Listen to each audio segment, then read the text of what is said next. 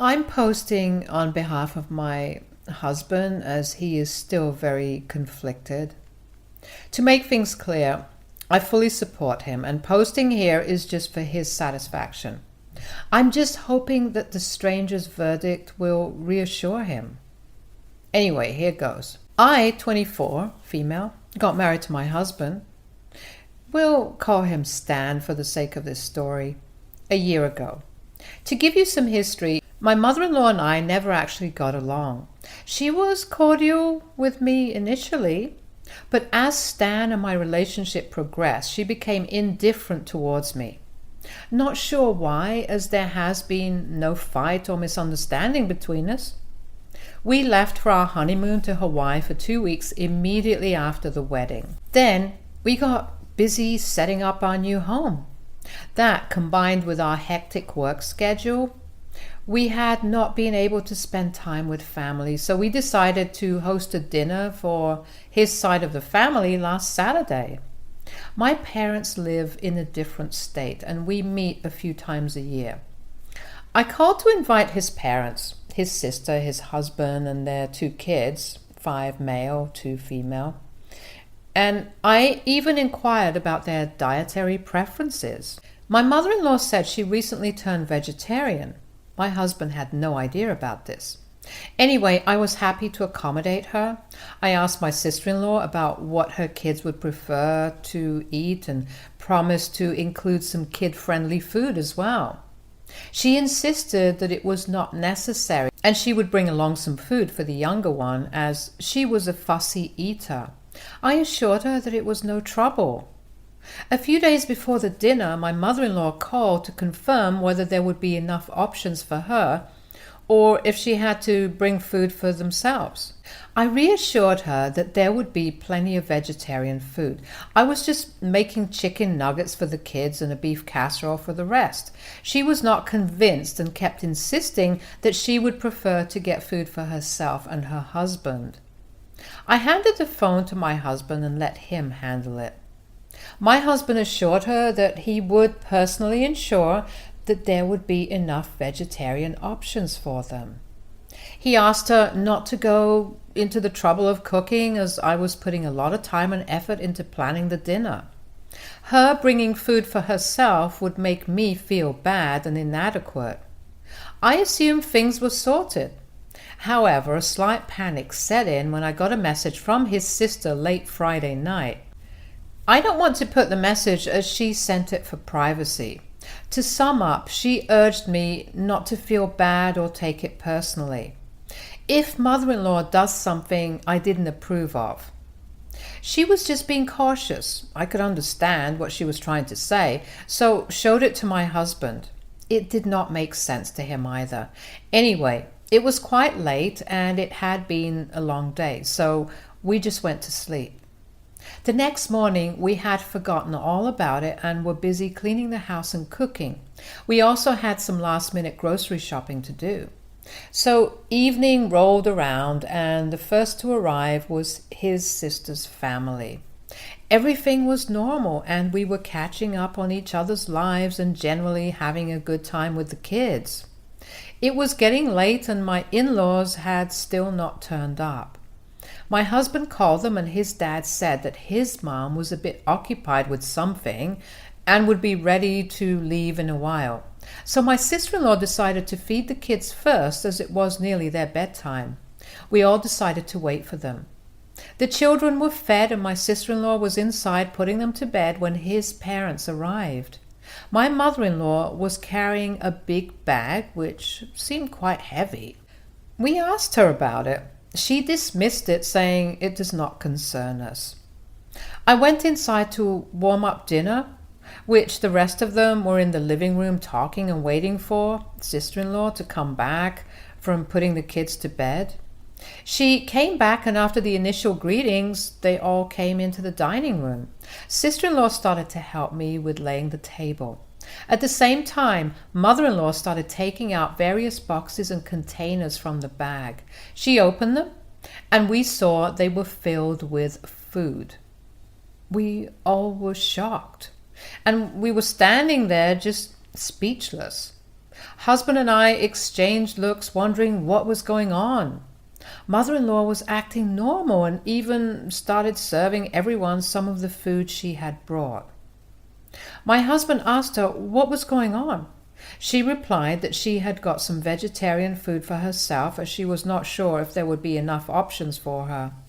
He reminded her that we knew about her preference and had assured her that she would not go home hungry.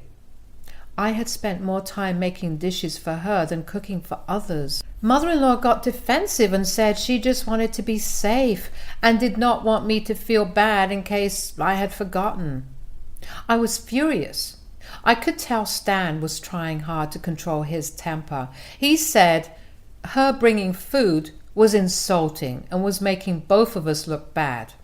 He added that I had been toiling in the kitchen since morning to ensure everyone had a good time. Mother-in-law started arguing, saying she had every right to choose what she wanted to eat, and that's why she got her food. She also said she was not sure if she would like the food I had made for her.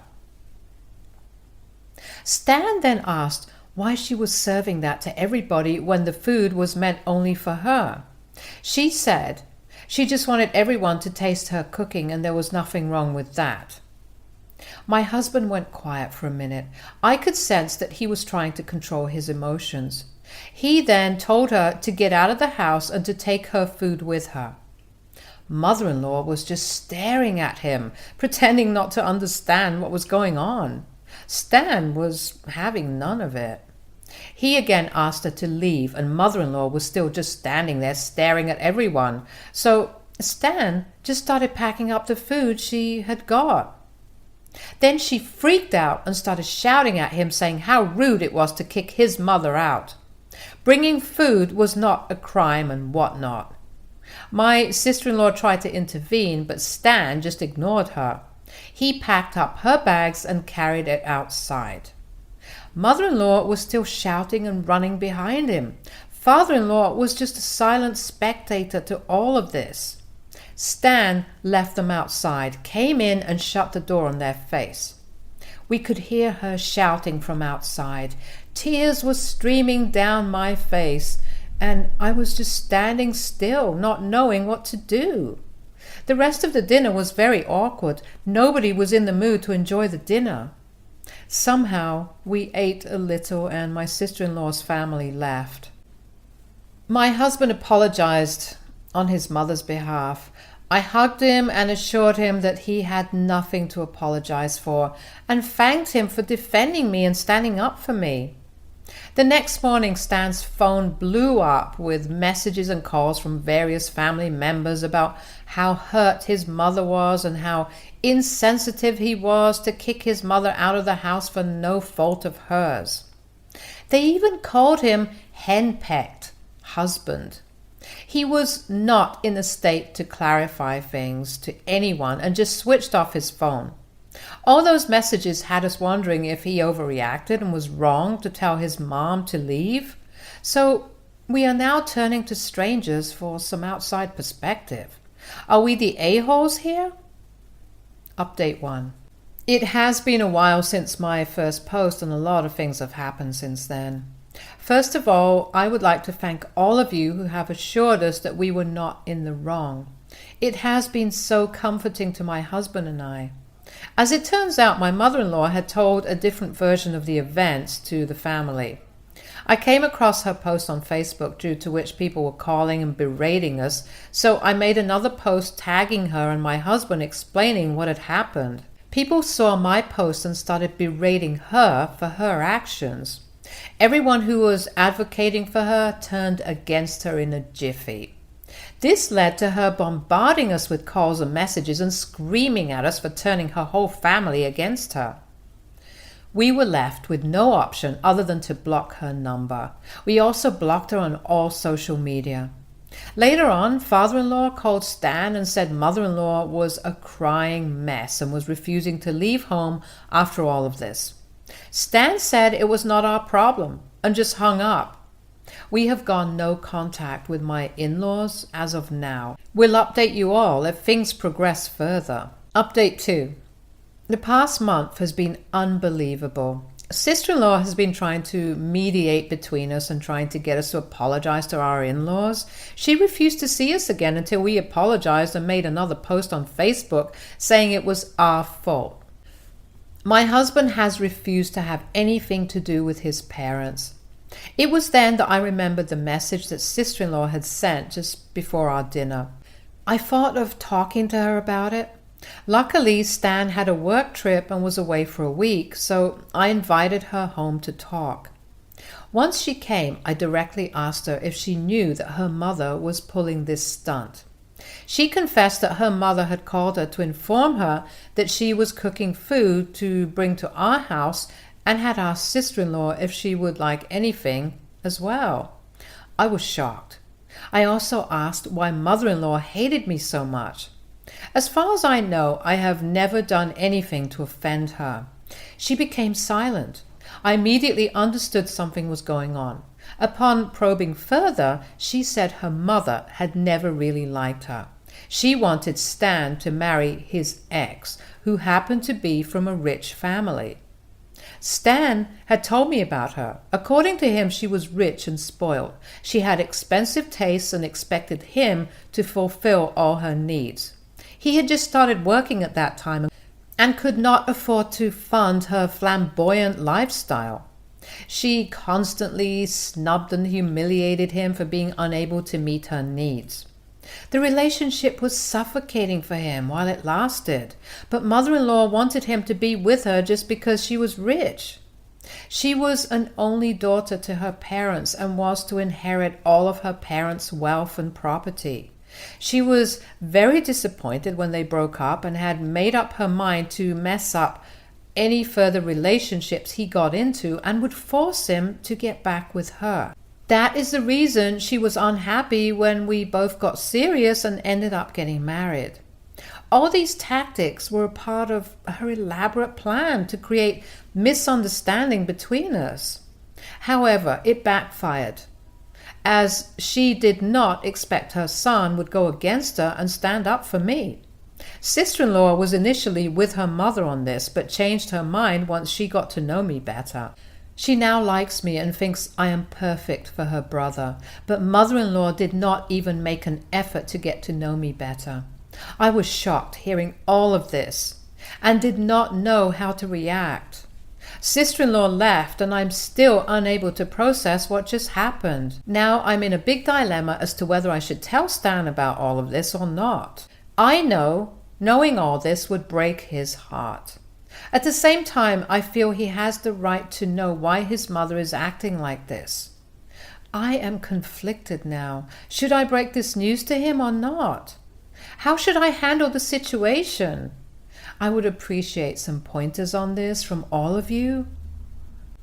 Update 3.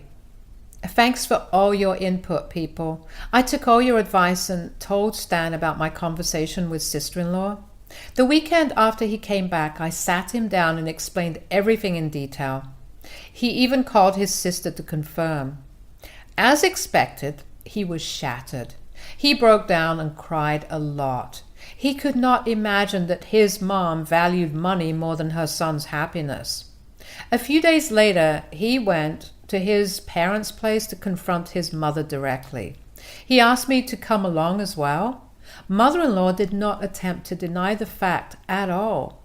She argued that if he had married that girl, everyone could have lived comfortably. They did not need to think twice before spending money. Stan asked her directly whether money was more important to her than her son's happiness. She said breaking up with her was a very impulsive decision on his part, and he should have just given the relationship some time. Everyone would have been happy. She even had the guts to accuse him of being selfish and thinking only about his happiness. She said he should have thought about his family as well and should have stayed with his ex for the sake of his parents. We did not expect such a reaction and were speechless. Stan just told her not to contact him again and stormed out of the house. She began shouting at him, saying he was making a big mistake choosing his wife over his family, and he was surely going to regret it. We ignored her, and drove away. He is very badly broken. He has taken off from work for a few days and is hardly coming out of his room. He's not even eating properly. I'm getting worried about him. I hope things get better with time. Update 4. I am sorry it took so long to post this update. Things have been very hectic. I got Stan into therapy. He has been going for a few months and is doing much better now. We spoke about what happened with his mother. He told me he felt relieved and free after that breakup, and meeting me was the best thing that happened to him. I thanked him once again for supporting me, even if it meant going against his mother. What happened was unfortunate. However, the silver lining is that it has brought us closer. His sister also came to know what happened and was shocked that her mother thinks like that.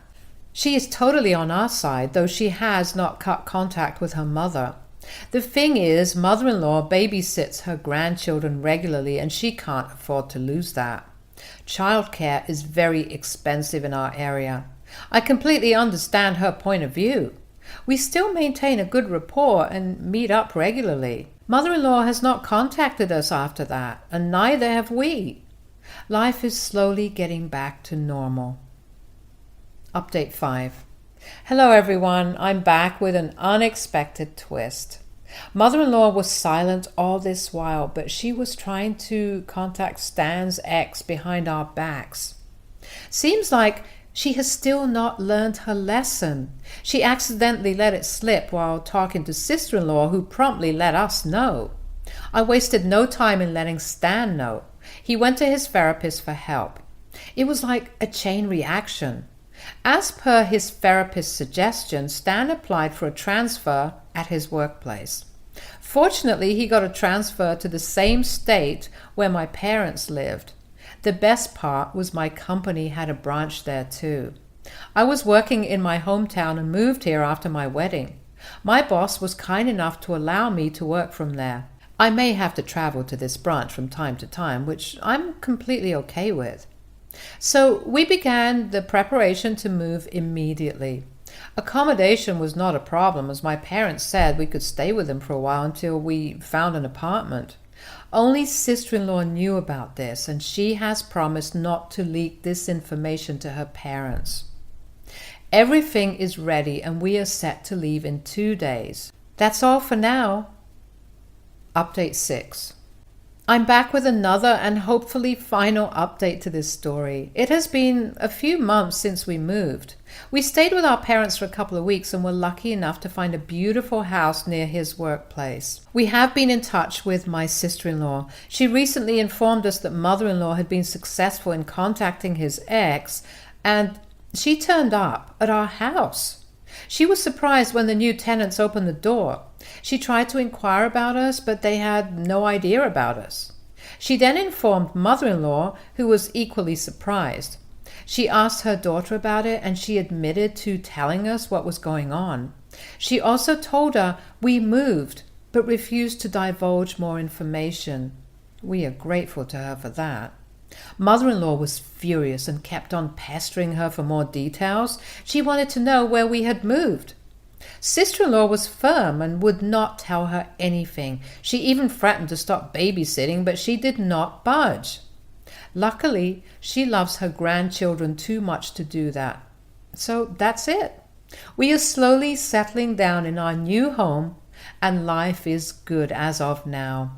We're doing well in our careers and are planning to start a family soon. Stay tuned for more stories from our girl